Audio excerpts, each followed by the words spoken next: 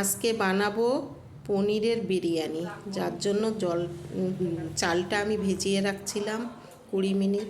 এদিকে সমস্ত উপকরণগুলো রেডি করে নিয়েছি। হাঁড়িতে জল দিয়ে লবণ দিলাম, গোটা মশলাগুলো দিলাম, দিয়ে চালটা দিয়ে দিব। এদিকে পনিরটা আমি গরম জলে বয়েল করে নিয়ে ভাজা করে নিলাম। বেরেস্তা পেঁয়াজ ভাজে নিলাম। এদিকে ক্যাপসিকাম আর আলুটাকেও ভালো করে ভাজে তুলে নিলাম। এইবার পনিরের গ্রেভিটার জন্য আমি টমেটো, পেঁয়াজ, কাঁচা লঙ্কা, আদা রসুন বাটা সমস্ত দিয়ে এইবার দিলাম মশলা গুঁড়া, গরম মশলা দেব, তারপরে দেব আমি বিরিয়ানি মশলা, সানরাইসের বিরিয়ানি মশলা। এটা দেওয়ার পরে আমি দেব, সেদিন বলছিল বিরিয়ানি বানাবো, ধনিয়া গুঁড়া দেওয়ার পরে এটা ভালো করে কষিয়ে নেব। তার মধ্যে দেব আমি জায়ফল, স্টার ফল, জয়ত্রী ফল।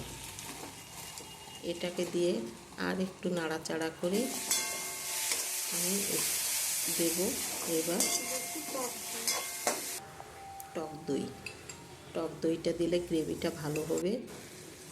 এইবার দিলাম আমি গরম জল। দেওয়ার পর সে ভাজা সমস্ত উপকরণগুলো দিয়ে দিলাম। খুব সুন্দর একটা গ্রেভি আসবে। এদিকে ভাতটা ঠান্ডা করে নিয়েছি। এবার সমস্ত আমি পরপর সাজিয়ে নেব।